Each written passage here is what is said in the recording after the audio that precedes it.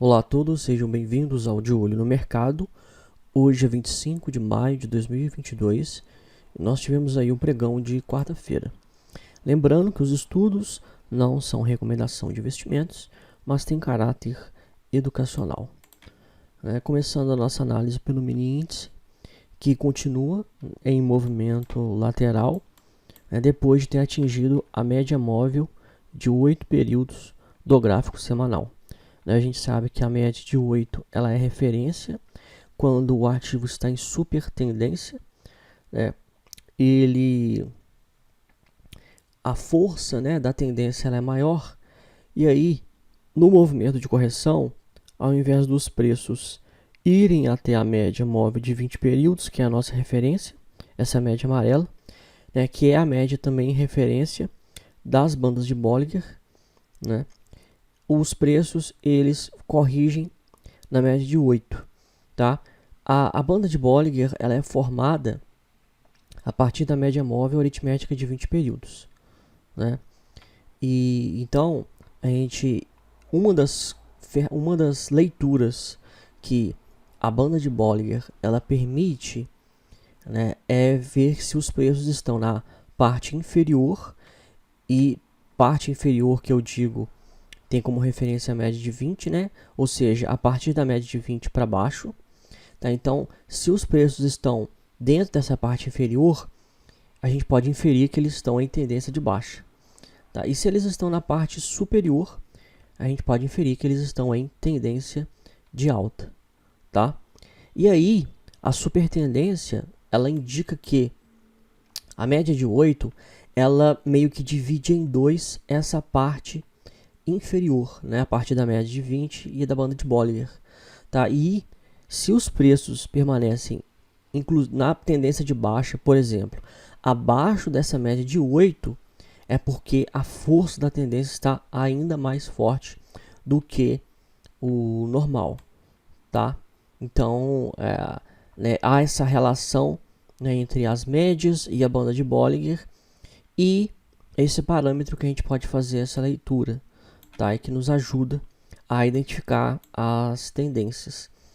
Os preços no gráfico semanal estão na parte inferior da banda de Bollinger, tocar na média de 8, e a gente tem que ver se ele vai, a partir da média de 8, retomar a queda, ou se ele vai continuar subindo e atingir as médias, ou se ele vai continuar subindo e nem parar de subir em relação às médias. No gráfico semanal, a banda de Bollinger está muito afastada, e isso indica alta volatilidade, tá?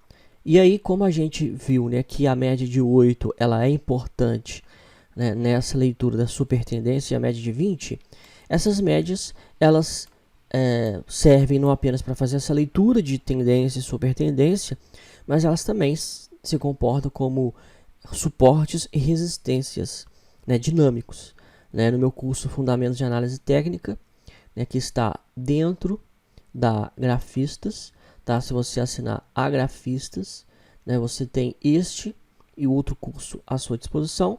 E se você não quer assinar, você quer comprar baratinho, olha só, de R$ 84,90 por R$ 22,90, aproveitando que está em 73% de desconto, eu tenho esse curso avulso, tá? Dentro da Udemy, Fundamentos de Análise Técnica de Investimentos, onde aqui eu ensino tudo sobre médias móveis e os movimentos de expansão e correção, suportes e resistências fixos dinâmicos, tá? Mostro sobre como identificar tendências, os tipos de gráfico, indicador de volume, stops, como usar os tipos de stop, projeção de Fibonacci, psicologia do trading, e aí temos uma avaliaçãozinha aí no final, tá?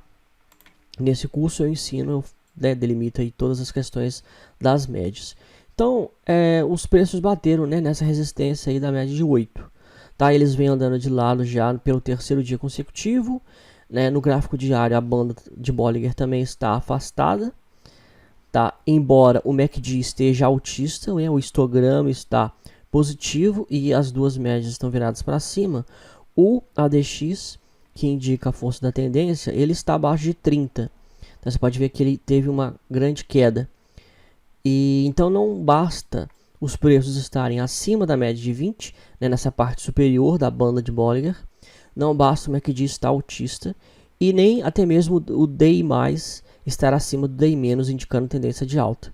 Tá? O ADX ele indica a força da tendência, e ele está nos mostrando que, né, nesse quadro atual, né, nesse instante, as forças compradoras não estão grandes, tá? Nós não temos um expressivo volume comprador, não é à toa que os preços, né, estão andando de lado, tá? Quando há uma tendência de alta considerável, né, a dinâmica ela é de expansão, correção e consecutiva, tá? Um candle após o outro, ó. Faz um movimento de alta, cai, e aí nesse mesmo dia que caiu ele já recupera, tá? E aí ele retoma o movimento de alta. Então assim, ó, um candle atrás do outro, tá? Esses pregões aqui, ó, definindo, né, a dinâmica de todo o movimento da tendência. E aí agora quando ele para, né, e é sinal que tem uma resistência. E a resistência é o seguinte, né, a gente fala em resistência por conta da média móvel, né, por conta também dos preços terem parado, porque aqui no gráfico semanal, vamos tirar essa linha azul, tá? Aqui no meu curso eu falei aqui, ó, suportes e resistências fixos e dinâmicos, tá? Aqui no gráfico semanal nós temos uma resistência dinâmica sobre os preços, que é a média de 8. No gráfico diário nós não temos média móvel nenhuma aqui em cima. Essa resistência, olhando só pelo diário, é uma resistência fixa, tá? Aqui é uma resistência fixa. Resistência fixa são as regiões em que o mercado entende, né, que o preço está caro, tá? Então a gente tem que fazer um paralelo, né, da análise gráfica com a análise fundamentalista, né, e com os motivos, né, o que está por trás dessa movimentação dos preços. Quando o mercado ele para de comprar e os preços param de subir, é porque o mercado está entendendo que há motivos, né, para que esse é o valuation, digamos assim, tá, do índice futuro, tá? Então assim, ele entende que não compensa comprar e que ele está num preço razoável, porque aqui não há comprador para levar esse preço para cima. E também não está havendo vendedor para jogar esse preço para baixo. Está tendo uma quantidade equilibrada. Então os preços andam de lado e eles ficam dentro desse range aqui. Tá? Desse, digamos assim, valuation que o mercado entende. Tá?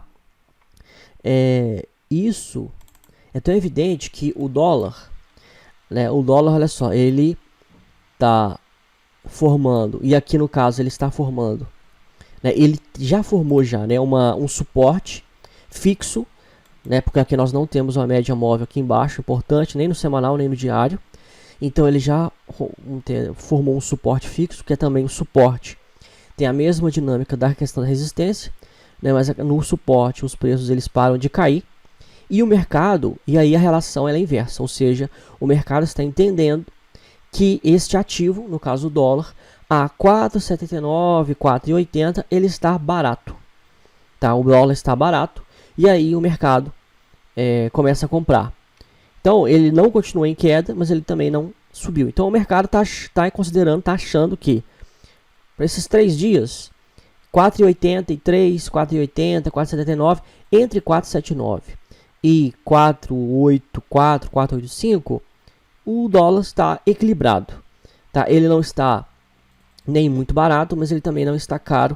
Ele está talvez no preço justo. Então há um número maior de players que acham que esse preço é um preço justo.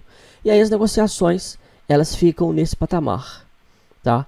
E aí fazendo tendo esse suporte em 4,79, né, a gente pode esse aqui suporte, ele, né, os preços eles a priori, né, vão fazer uma correção ou vão continuar dando de lado ou fazer uma correção, tá? E como ele está próximo de uma região de suporte em 4,65 que o mercado já defendeu outras vezes, porque o suporte a gente considera, né, uma linha para fins didáticos, a gente sempre traça uma linha e fala, esse aqui é o suporte, taca lá em cima, essa aqui é a resistência, né? Sendo que resistências são regiões, são barreiras que o preço encontra acima dele, né? O preço ele está aqui, ó, 4,83, tá?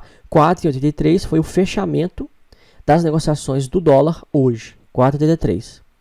Então, toda aquela barreira que há acima é chamada de resistência. Abaixo é chamada de suporte. Tá? E a gente, para fins didáticos, traça uma linha. Só que não se trata de uma linha. A literatura já fala que se trata-se de uma região. Então, talvez o correto aqui seja indicar essa região de suporte assim, ó. Tá? Nós temos uma região de suporte aqui, ó. Nessa região toda é uma região de suporte. Tá? Nós temos aqui, ó, esse fundo aqui, esse topo aqui, né? Então, seria aqui, ó, essa é toda a região de suporte. Então, aqui, dentro dessa janela, dentro desse retângulo, o mercado entende que dólar está barato.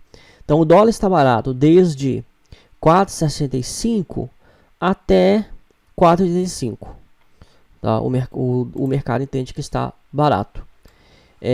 Porque, né, o preço do dólar está diretamente ligado com fatores econômicos, tá?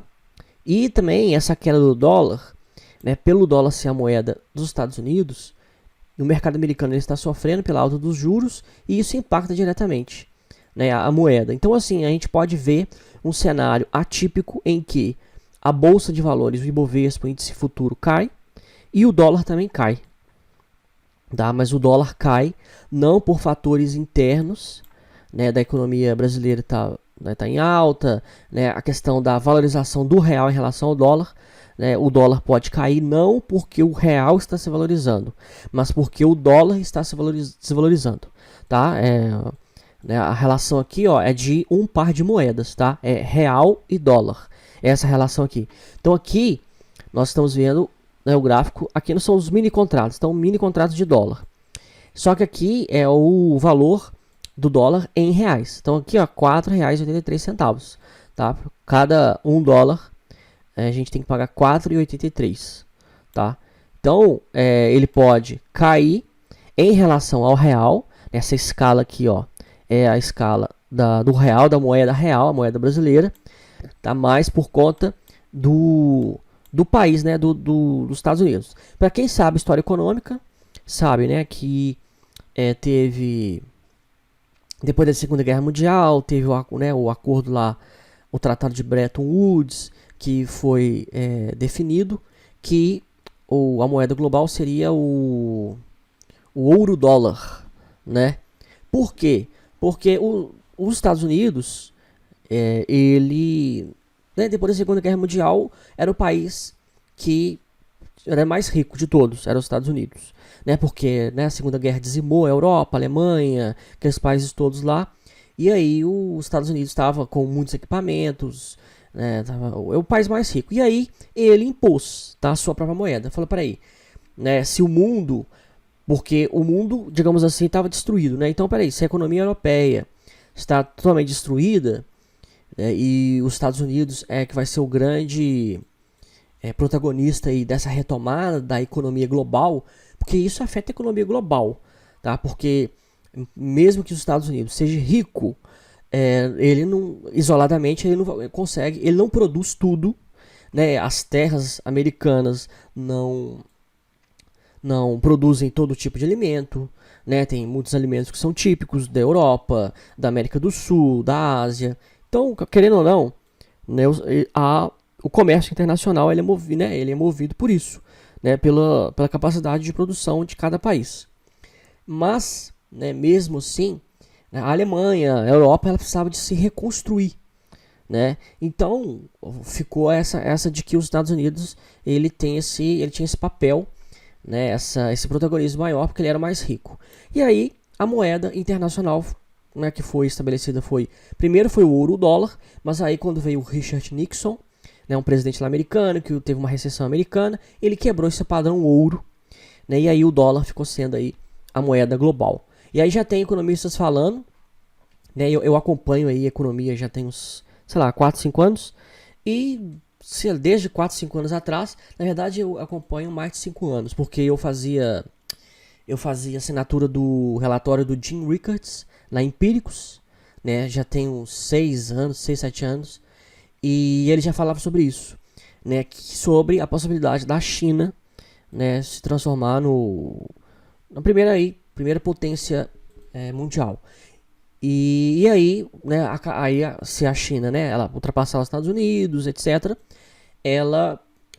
a sua moeda que vai ser a primeira, né? Ela que, ao invés de ser o dólar, a moeda negociada no mundo inteiro vai ser o ien, né? Vai ser o ien. Ien não, é yuan, né? A moeda da China é o yuan. E falando sobre isso, né? Hoje teve aí uma notícia, onde quer ver? Vamos pelar essa notícia aqui, ó. O George Soros, ele sinalizou que essa guerra na Ucrânia pode ser o início da Terceira Guerra Mundial. Tá? E aí ele está falando sobre um grande massacre, né, na economia global. A guerra na Ucrânia pode ser o fim da nossa civilização, diz George Soros. E o George Soros, ele é conhecido, né, por ser aí ele é um bilionário, né, um magnata aí das finanças. E ele tem agências de filantropia que ele visa interferir em países, tá? Literalmente interferir na política de países. E aí as agências dele são acusadas de financiar, inclusive, guerras civis, esse tipo de coisa, para que a economia do país possa cair. E aí ele possa, sei lá, e comprar tudo que ele, né, conseguir. E aí depois que a economia retomar, ele ganha aí com essa retomada do país, tá?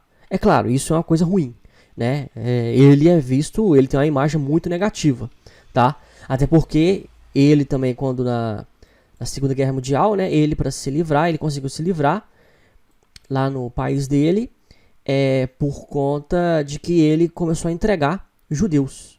Pessoas que ele conhecia, ele começou a entregar e ele vendia, né? Ele recebia lá do exército, lá, alguma coisa assim. Então ele é visto como uma pessoa assim, não tão benevolente. Tá? E ele sinalizou isso. Agora, minha opinião, né? Minha opinião. Para mim, a Terceira Guerra Mundial já começou. Tá? Porque se você pegar as outras guerras, sempre é um conflito, né? Um conflito local de um país com o outro. E aí começa a entrar os outros países. Por que eu falo que, para mim, a Terceira Guerra Mundial já começou? Porque por causa lá da relação dos dois países que estão em guerra, né? O Putin, ele não vai parar. Ele não vai parar. Ele já sinalizou isso, já mostrou que ele não vai parar. Então, assim, ou a Ucrânia, ela vai assumir a derrota e tudo mais, ou, né, o Putin não vai parar e aí vai ter já intervenções. Por exemplo, a Finlândia, né, na semana passada já aderiu já à OTAN, né? E eu até mostrei um artigo também para quem está lá no meu canal no Telegram, como que a Finlândia, né, tem túneis e aqueles bunkers subterrâneos que consegue ter, né, juntar centenas de pessoas, milhares de pessoas conseguem se abrigar nesses bunkers na Finlândia. Tá? A Finlândia, ela já se prepara há muitos e muitos anos.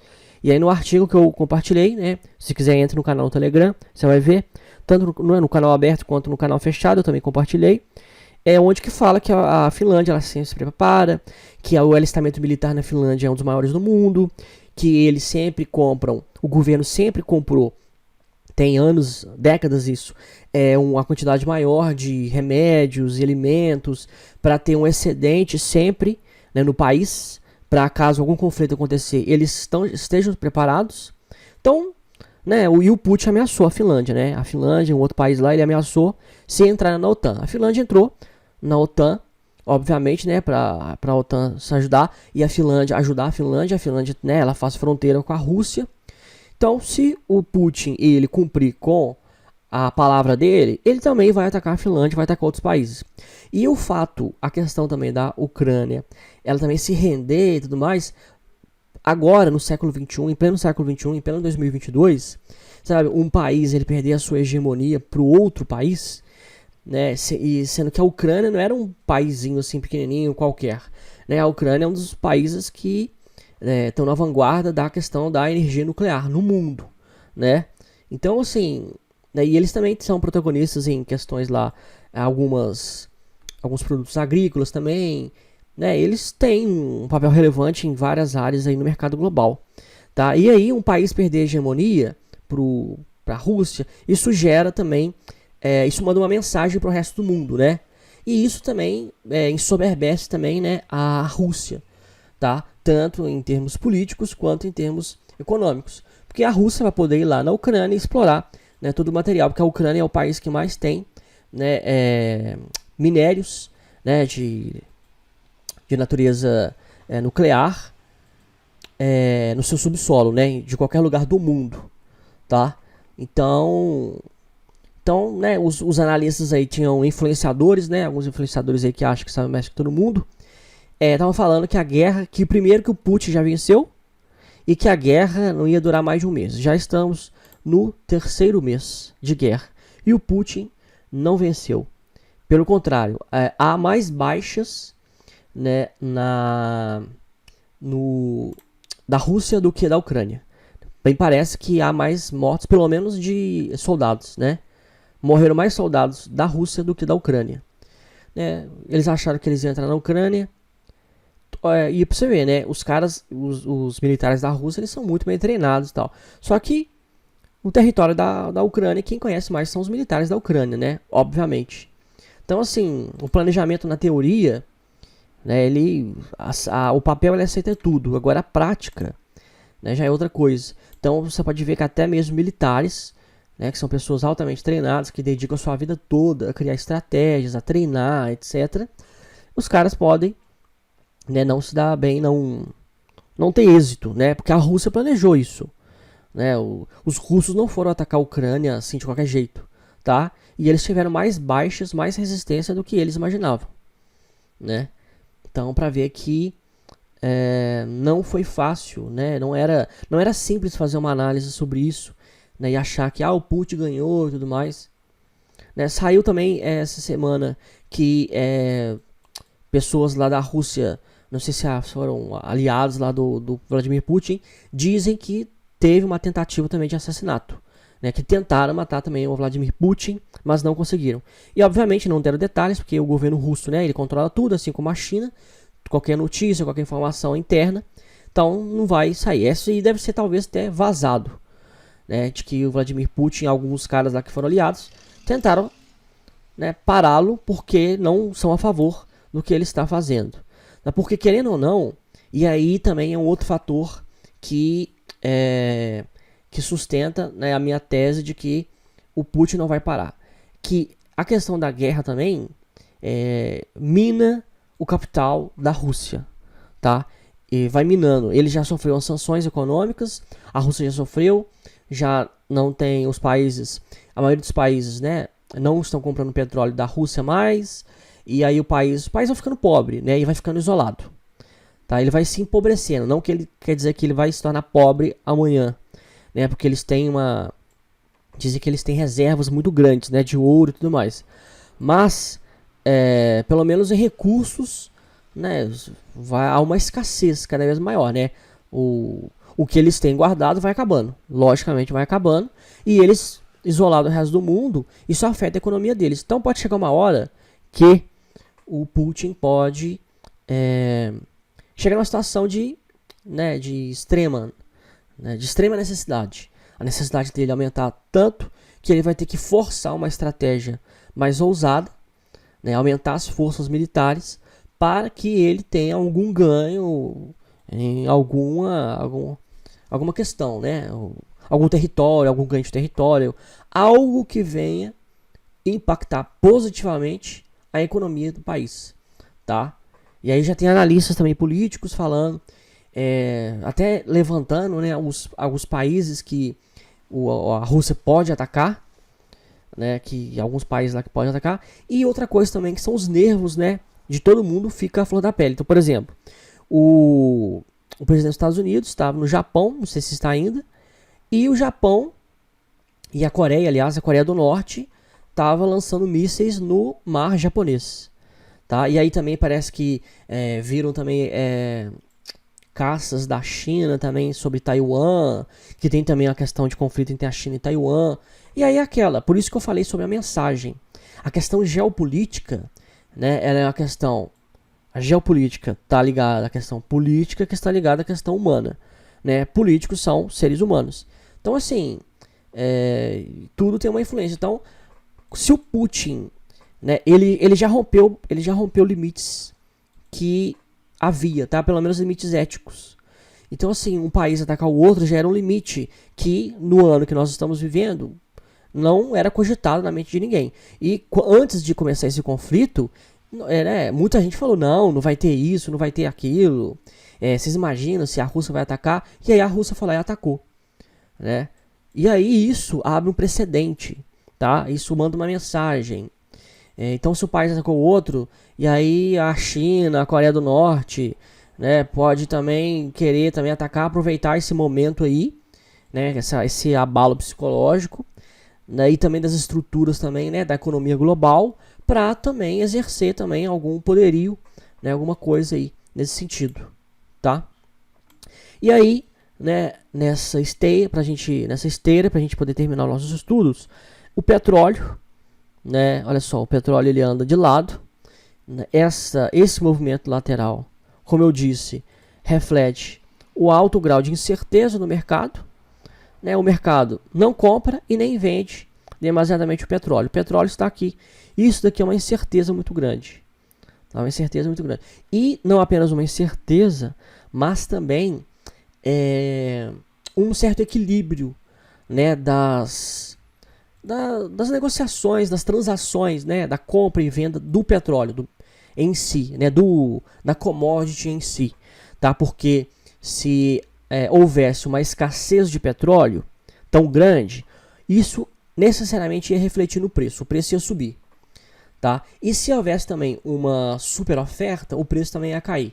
Então isso daqui também mostra que o fornecimento de petróleo ele está equilibrado, sendo que historicamente ele não estava equilibrado. Ele sempre, o mundo, né, o planeta Terra sempre precisou, né, de petróleo. Ó, o petróleo, assim como o SP500, né, assim como a bolsa americana, ele tem um histórico só de alta, tá? O petróleo em pouquíssimas vezes, tá? Ele teve uma queda que ele veio testar a média de 200 aqui, ó, do gráfico diário. Pouquíssimas vezes, ele só sobe, cada vez mais. Por quê? Porque o planeta, né, precisa, o petróleo é a matriz, ele é o centro da matriz energética do mundo.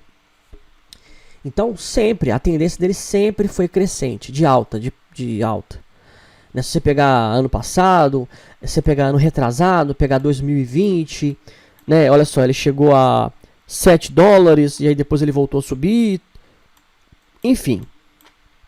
Mas aí, agora, com todo esse cenário, né, que eu descrevi, ele está assim, né? Ele está andando de lado, tá? Então, isso impacta tudo, né? Impacta tudo porque o petróleo é a fonte de combustível, os combustíveis, eles que abastecem os caminhões e os navios que transportam as mercadorias. Logo, o preço de toda mercadoria tem embutido em si, né, o custo com o combustível. Então, se o combustível ele aumenta de preço, o custo das coisas, de todas as mercadorias, alimentos, etc., também aumenta de preço, né, porque o petróleo aumentou de preço, tá? E então o petróleo está diretamente ligado com a economia global, né? Há uma tentativa muito grande de tirar o petróleo, né, desse protagonismo, né, das energias verdes, né, energia solar, etc. Só que é necessário um planejamento muito bom e um investimento enorme numa infraestrutura muito grande de energia solar, né, ao redor do mundo. Então, assim, mesmo que haja um investimento maciço, isso não faz nem cosquinha no petróleo. Então, o petróleo ele ainda é grande parte da fonte energética, tá? Então é isso, né? Grafistas.com.br, nosso site, onde nós temos todas as descrições dos nossos planos, né? Se você quer aprender sobre análise técnica, aproveite a promoção da Udemy no meu curso Fundamentos de Análise Técnica, ok? Qualquer dúvida, estou à disposição. Um abraço a todos e, se Deus quiser, até amanhã.